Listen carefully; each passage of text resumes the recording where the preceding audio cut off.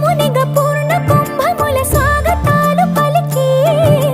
రాజమేళమని ధర్మ దేవతే రాగమాల పాడే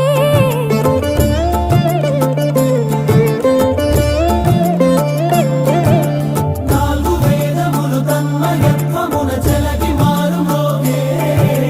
న్యాయ దేవతే శంఖమూదగా పూలమాల కురిసే